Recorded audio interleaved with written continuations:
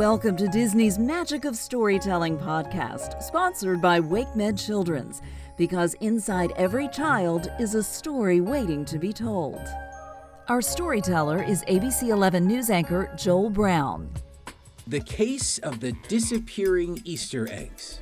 Detective Judy Hopps and her partner from the Zootopia Police Department, Nick Wilde, were in Judy's hometown to celebrate Easter with her family.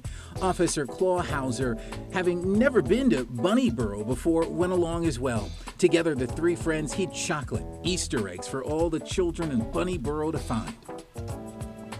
After they laid out dozens of eggs in an open field, Nick gathered the empty candy bags and went to put them in the trash can. He turned around to admire their work, and his mouth fell open. "Hey, Hopps, we have a problem." "What's wrong?" Judy asked, looking back at the field. His eyes widened. All the candy bags they had placed there were gone. "I say we split up and check the perimeter of the field for evidence," Judy said.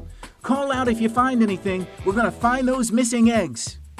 Slowly, the three detectives circled the field. Nick slid his watchful eyes left and right. Clawhauser used his excellent balance to explore the playground. Judy kept her nose close to the ground and her ears up for the odd noises. She heard something in the distance, over the hill. She was about to investigate when Nick called out to her and Clawhauser, "You guys, I got something over here."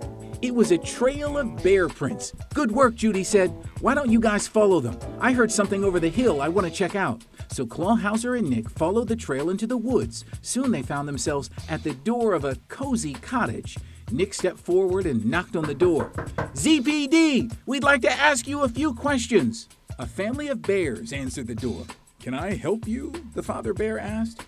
"You took our chocolate, didn't you?" Clawhauser accused, spotting a brown smudge on the boy's bear sweater. The father bear looked at Clawhauser astonished. "This is just brown paint. We were painting this morning." Nick took a whiff for good measure. He could tell the stain wasn't chocolate.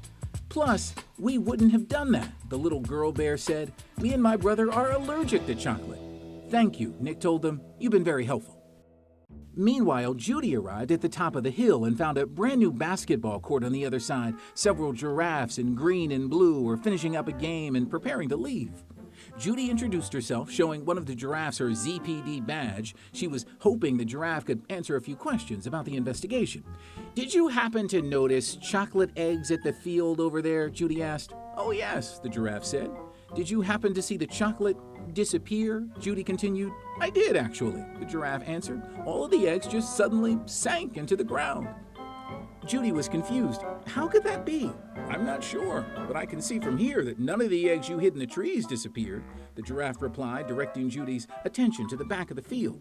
Judy stood on her toes to look. Sure enough, she could see some eggs on low tree branches. "So it was only the field that was affected," Judy said, turning this over in her mind. "I should go check in with my partners. Thanks so much for your help." Judy found Nick and Clawhauser in the middle of the field. They updated each other on what they'd found out. And then suddenly, there was a faint knocking noise. "Wait a minute," Judy said. "Did you hear that?" A spray of dirt flew up from the ground nearby. "There's a hole," Clawhauser cried. "Stop right there," Nick called out. The creature froze. "Come out of the hole," Judy said. Once the critter emerged, the officers could tell he was a prairie dog. Nick began the interrogation. "Sir, do you happen to know what became of the approximately 1,000 chocolate eggs it took us over an hour to hide in this field?" The prairie dog sighed. "I'm afraid my kids took them." "Your kids?" Judy and Nick said in unison.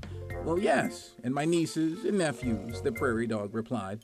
As if on cue, the ground rumbled and a pack of young prairie dogs appeared. The town built a basketball court right over our heads. It was so noisy, so we moved to this field last week. Because of all the hubbub, we haven't had a chance to shop for Easter candy, the older prairie dog explained. This morning, the kids woke up and smelled chocolate. I'm afraid they couldn't resist. "Well, thank you for being honest with us," Judy said. "But listen, kids, you can't steal from other animals.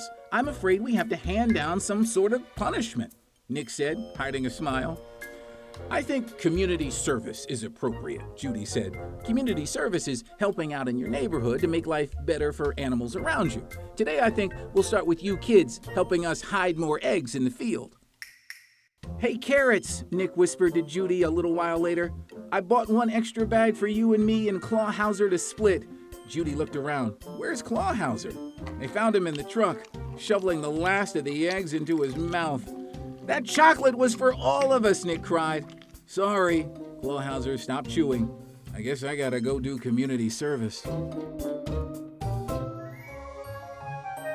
WakeMed Children's is proud to support the ongoing enrichment of children in our community and beyond through our sponsorship of the Disney Magic of Storytelling podcast.